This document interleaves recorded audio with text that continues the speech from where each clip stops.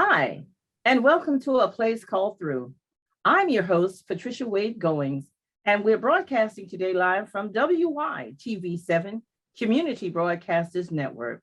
You know, our show is A Place Called Through. Everyday life people are going through. You're going through, I'm going through, and we're also trying to get through. We know that we're facing some real trying times, but what makes the difference is how you get through.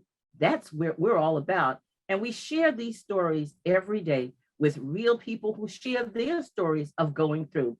And we hope that you will enjoy today's story today as we have Mr. Faust Ruggiero, who his topic is fixing people. He is the author. He has a website up, which you'll hear about later, which talks to you about how you behave, think, and feel. So we want to welcome you as our guest to A Place Called Through, Mr. Ruggiero, as we begin talking to you about your story of fixing people. So tell us, Mr. Ruggiero, and welcome again to this place. Tell us how you got started with this topic of helping people fix themselves and fixing people. Patricia, thanks for having me on today. It's a pleasure to be with you. To answer that first question, I've been doing this all my life. I'm one of those people that kind of the Lord got me early and said, "This is what you're going to be doing. You're going to be helping people." So I've been doing it all my life, going back to when I was a young person.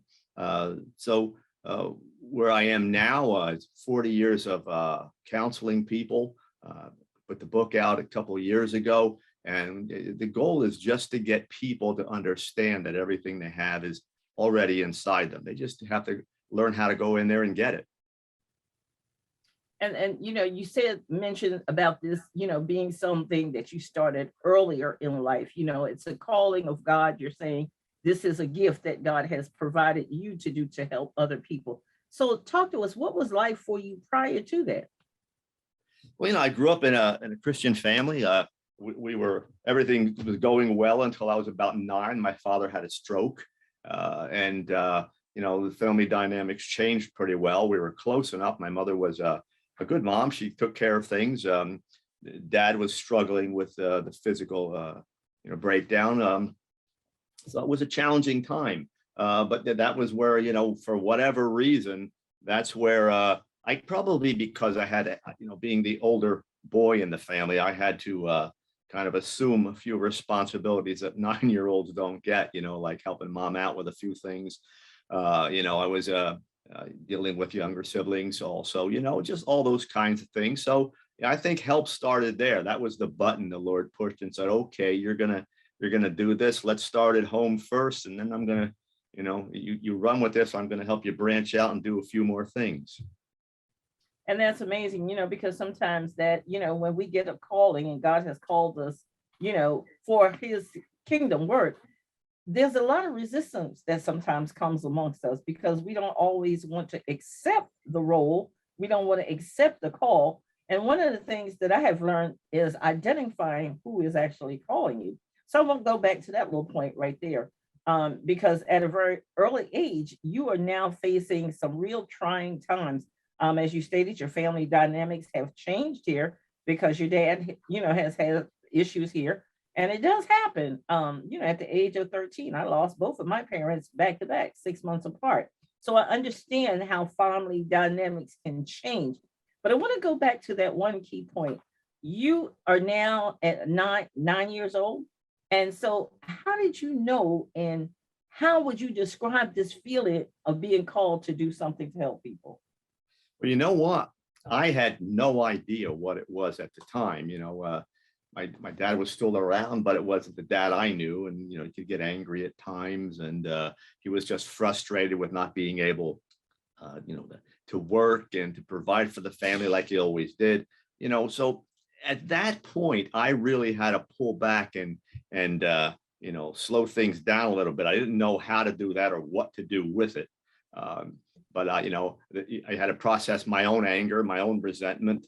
And as you said, you're losing a parent. You know what that's like. So that's where my dad was there, but he wasn't.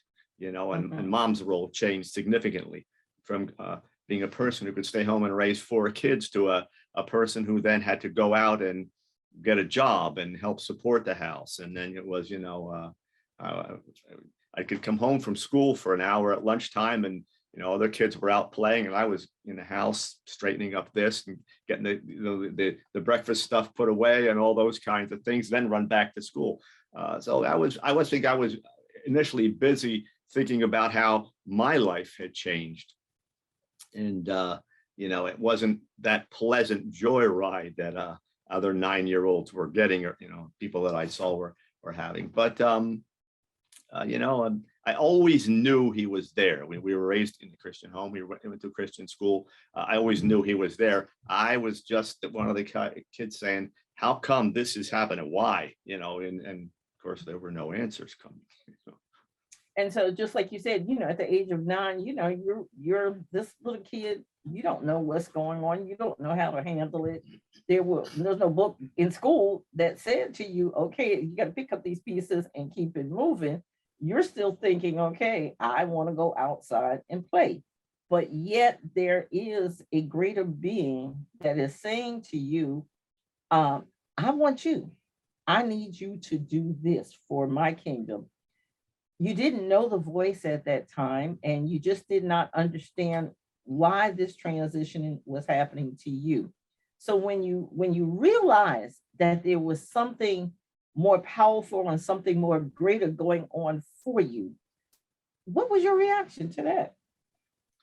Well, the initial reaction, I have to go back to a quote that Mother Teresa said when they were talking to her and saying, "Aren't you glad that God relied on you and trusted you so much?" And her response was, "Yeah, I wish you would just trust me a little less every now and then." And I look back and I say, "Yeah, I knew the calling was there. I just didn't know whether or not I wanted to run with it or not." And that's what I was saying earlier, that sometimes, when, you're getting a calling on your life to do kingdom building, one, you have to know that that is the call and who is calling you to do it, because the adversary will trick you up and stumble you as well.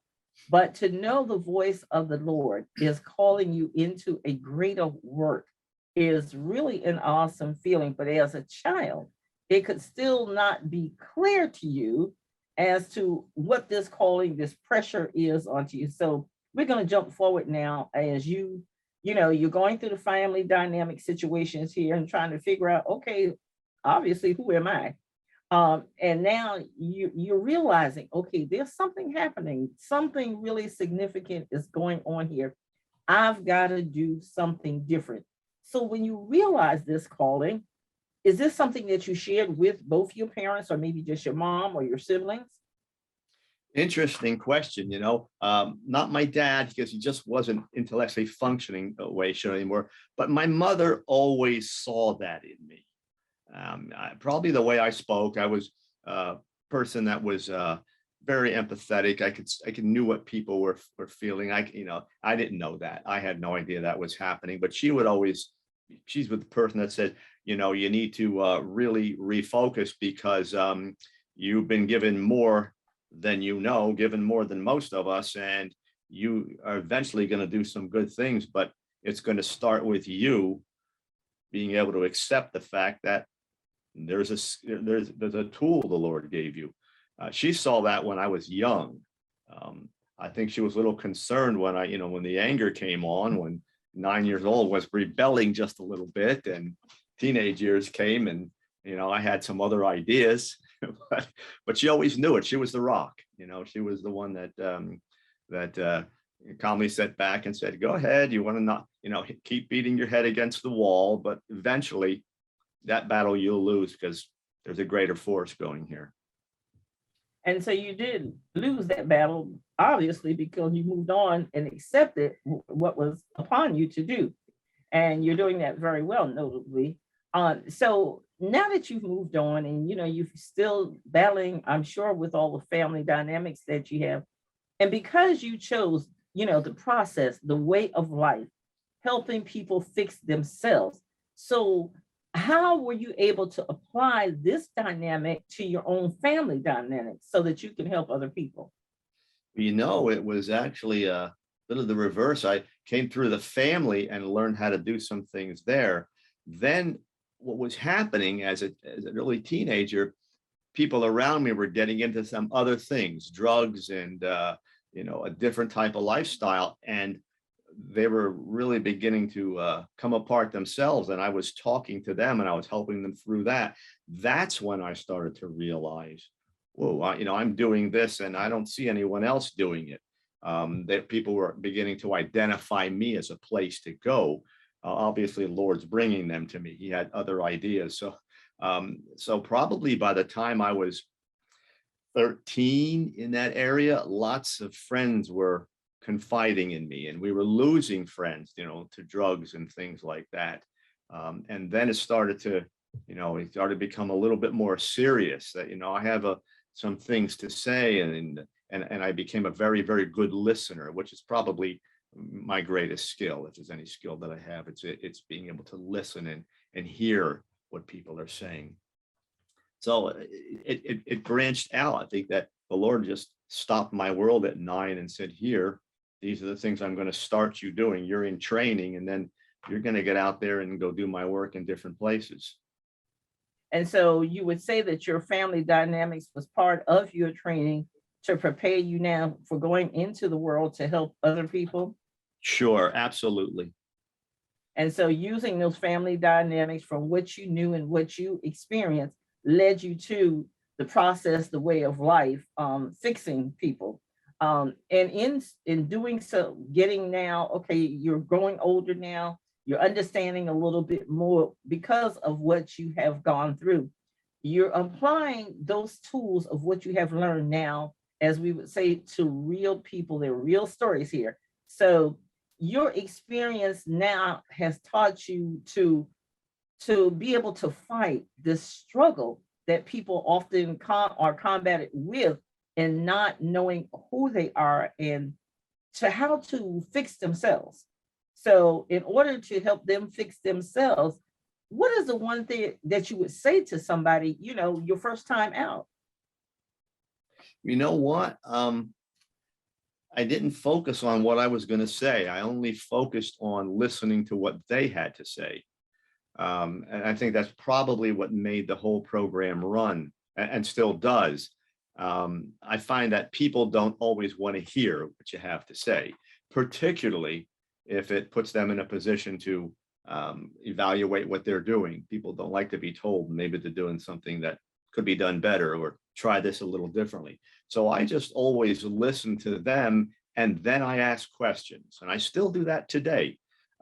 I find that if I'm going to advise someone, they're less inclined to listen to me than they are to listen to themselves. So I ask them the questions, and then they hear themselves give the answers. Okay, I need you to we're going to take a quick break, and then we're going to come back with you, and we're going to talk about how you're talking to people about fixing themselves. So we ask that our listeners know you stay tuned. We'll be right back at A Place Called Through. I am your host, Patricia Wade Goings, and we'll be back with Mr. Ruggiero, who's talking to us about the process of life, fixing yourself. Stay tuned. We'll be right back after this commercial break. You and I face more uncertainty today than we ever have in our lifetime. And I know that you and your teams have faced hardships that undermine your sense of identity and purpose. Uncertainty puts your vision at risk. This leads to confusion, loss of opportunity, and income. The time for courage is now. I almost died at birth. My twin sister and I were born 14 weeks premature in the 70s, when such tiny babies were not deemed viable. We were given too much oxygen at birth, which caused irreparable damage to my eyes, causing total blindness. I get immense joy from sharing my story and teaching framework with audiences to help them transform from being people who are fearful, confused, and stuck to people who are in control and who take courageous steps toward a clear vision. Using my focus methodology, I will teach your team how to build their courage by fixing their eyes on the prize rather than the problems, and by optimizing their goals for outstanding outcomes so they can get back into some serious productivity. I will encourage them to connect with their conviction for increased consistency in performance and to constantly look to upgrade their courage for unbelievable results. Lastly, I will show your team how they can see their success by putting their courage into action. The experiences and challenges I have faced throughout my life have taught me skills of courage and resilience, which I will share with your team. Together, let's unlock new levels of courage.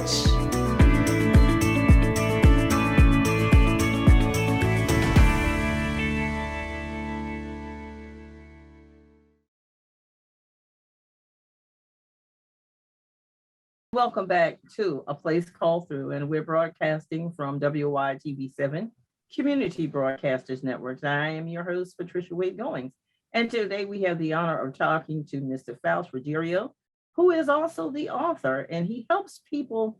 He's a therapist, a psychologist. His mission in life now is to help us, help everybody that he can, touch those lives by helping to empower them and understanding who they are and who they are designed to be, and also the behavior. You know, we all go through those challenging situations in life. Everybody has a story, but today we want to focus on helping you get through those difficult situations. Welcome back as our guest, Mr. Ruggiero, as we were talking earlier about, his early childhood and his calling to go into this ministry of helping people dealing with difficult situations. So we want to pick up where we left off from.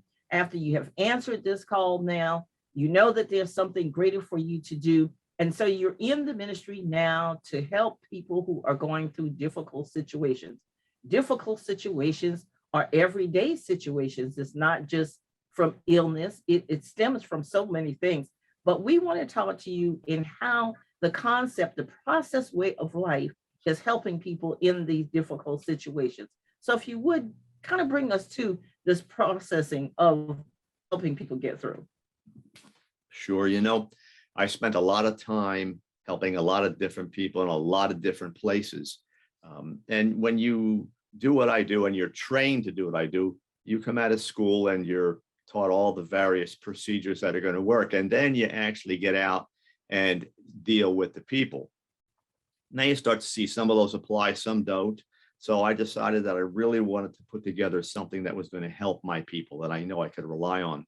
And what I saw is that life is really a function of lots of different processes and it's simple things, honesty and slowing life down, getting your intellect over your emotions, being in service of people, faith, wisdom, all those kinds of things. So I put together a program of 52 of those processes. And when I did the book, I put it in 36 chapters. And then people would come in, I'd start working them through what I call the process way of life, which is, again, to take those processes, find them inside yourself, learn how to deal with them, learn how to make them work for you, and then little by little change all the various parts of your life. So I've used it with about, it's well over 2,000 people now. And I've never seen anyone not be able to grasp the program and really change their lives using it. And then one of the things that I know that you and I talked about as we discussed about, you being helpful to help people through these difficult situations. One of the things was that you mentioned about helping people to understand the way they think and how they feel and how they behave. So how then do you help individuals to understand and think about who they are? Well, you know what? What I've told people over the years is that the first thing I want people to do is disconnect, so to speak, from what the world is doing, what's trending, what you think you have to fit into.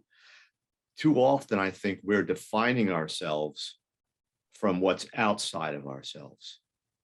And that's fragile and that changes day to day. And it isn't like anyone out there cares that we're doing that. That's why I say what we need is in the inside. God isn't out there, God's in here. Go inside, get what's inside you. That's where you're going to find out who you are. And the first step, again, is to disconnect. I don't go on social media and determine how you're supposed to think. And what you're supposed to do. get away from that kind of thing. Start to be your own person and work with what you have. And we all have our own gifts. As we're talking today, my gift is to help other people. I had to go inside me as a young person and get that. I had to develop that talent. That's what I ask people to do. Stop going with the flow. Establish your own flow. And so in doing so, then we're looking at reality therapy to help them look at themselves rather than the situations, but to see themselves for who they are. Absolutely. To be real with yourself, again, is to be honest with yourself. The first thing, one of the first processes I teach is what I call brutal honesty. To be honest with yourself, to be able to go inside, get all those things about yourself maybe you don't like too much, or that you've been dishonest with. And I talk about it as peeling the onion. You take that first layer off, it's just paper, it's nothing, doesn't do anything. Then as you go deeper, your eyes burn a little bit and you start to taste that onion and it becomes a little bit uncomfortable. That's how you know when you're being honest with yourself. Go inside, be brutally honest with yourself. Be able to say, I'm not doing this well, or maybe I'm lying to myself here, or I'm misrepresenting myself, whatever it may be. Get to the point where you strip all that stuff away. You're not only going to find the difficult things about yourself, you're going to find all the beautiful things about yourself in there too. So being honest with yourself until it's a little uncomfortable, that's a huge step forward. And I think that's why I kind of like, reality therapy, because it helps you to build your relationship with yourself and not, indwelling on those circumstances or situations, as other therapies, focus more on the circumstances, and it doesn't teach you about self-identity. So in order for someone to really come through these challenging situations as we face in life, and we'll use for an example, COVID-19, very challenging in many, many ways, loss of life, illnesses, loss of employment. There has been so many things that has really impacted people as a whole. So, to look at the reality of the situation is, how do we get through? Again, as we're going in this place called through, as I said earlier, it's about coming through, and how you get through that's going to help you make the difference. And one of the things that you mentioned before was we talk about the disconnect and the connecting. So you have to connect with something. And you would say that connection is yourself, your inner self. Your inner self, you're going to find everything there. Think about what we've been taught. We've mentioned several times about the Lord. Well, the Lord doesn't exist in some cloud somewhere. He's definitely not going to be on, Facebook and all those kinds of things. The Lord is inside us. That's where you're going to find him. It's where you're going to find yourself. And I always ask people, how in the world can you interact with the rest of the world if you don't know who you are? What exactly are you bringing to the rest of the world? You've got to identify yourself before you can get out there and really honestly and efficiently move around with other people. You just need to have that happen. So you got to go inside and find yourself first. And that is interesting, because as you said, God is who he is. He's all powerful, he's almighty. But, because we are Christ-like, we're created in the images of Christ. We do have to find ourselves before we can do anything else. And something else that you and I had talked about earlier was think first. Explain to our listeners and our viewers about that think first. You know what? Let me follow your lead before and go back to the COVID situation. And when we talk about think first, now, we're going back to 2020, and this whole thing is announced, and someone went on television, I guess, and said, and there's going to be shortages of these things. You're going to be in your house, stock up your supplies. And they said, particularly paper products, and the world went absolutely crazy on toilet paper.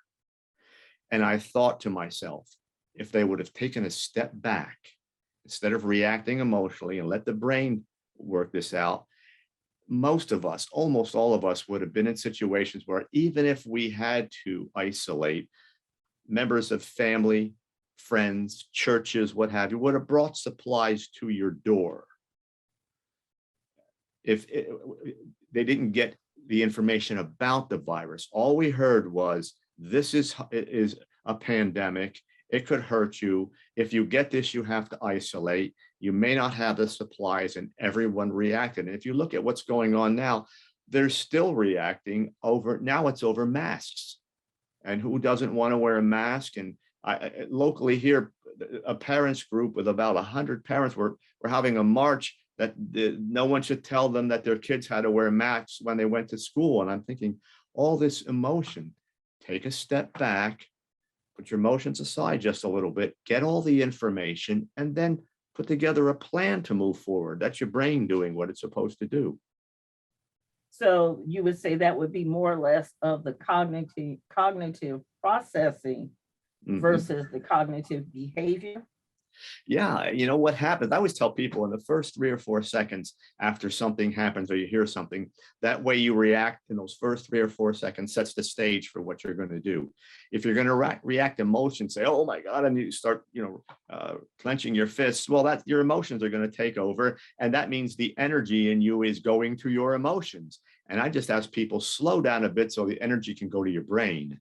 And then you can start figuring some things out. That's why we have a brain. That's why the Lord gave us these strong intellects and free will and all those things. Just take a step back.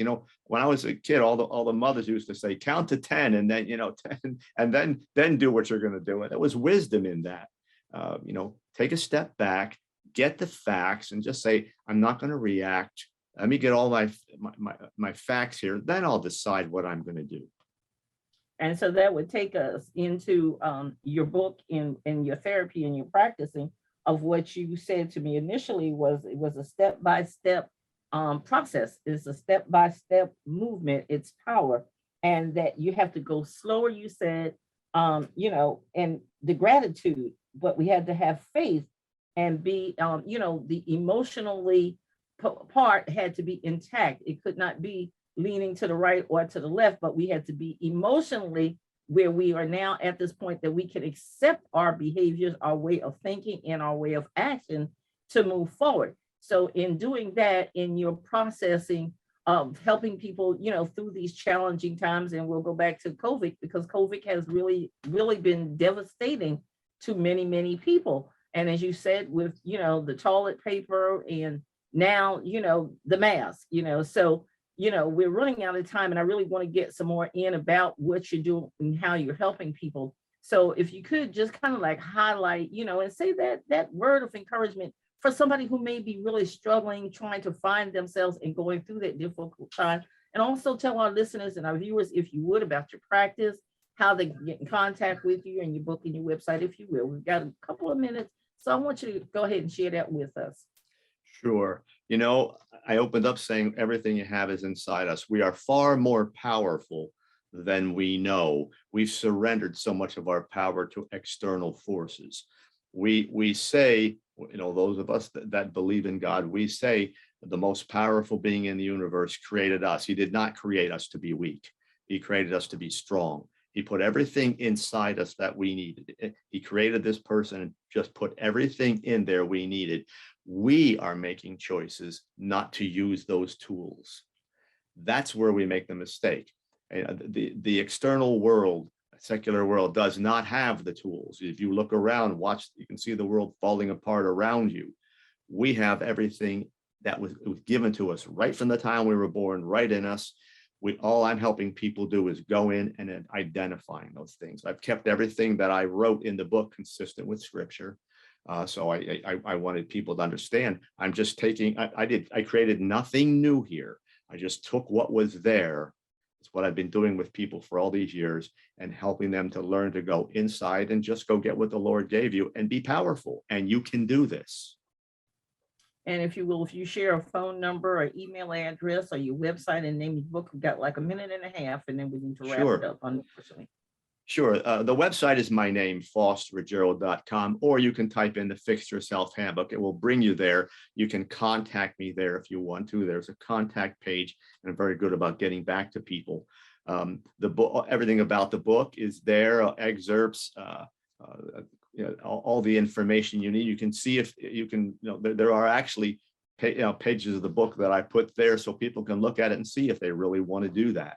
They really want to read this book. All my media appearances are there, so you can see me talk forever if you want to. Everything is there on the website. Well, we certainly want to thank you, Mr. Ruggiero, for being our guest today on A Place Called Through. Unfortunately, we have run out of time, but perhaps later on we can get you to come back and share some more about helping people process their way of life. But I do appreciate you taking that time out today to be with us. Again, I am the host of A Place Called Through. My name is Patricia Wade Goings. And if you like these inspirational stories, please, and you have a story and you want to share it with us, please reach out to me at pgoingswp@gmail.com. And, I am a life coach. I am a health and wellness coach. I am an evangelist. If you need someone to pray with and to talk with, please call me an area code of 843-608-9744. Visit my website for upcoming events and to follow us. You may do so at www.willpowerthecalltoriseabove.org. Follow me on Facebook at A Place Called Through at Willpower, The Call to Rise Above. And to get my book, Willpower, The Call to Rise Above, it is available in Barnes & Noble online and also Amazon. It is called Willpower, The Call to Rise Above. Again, we thank you for being our guest, Mr. Ruggiero. I look forward to hearing from you soon again. And I thank you for sharing your story with us today on A Place Called Through.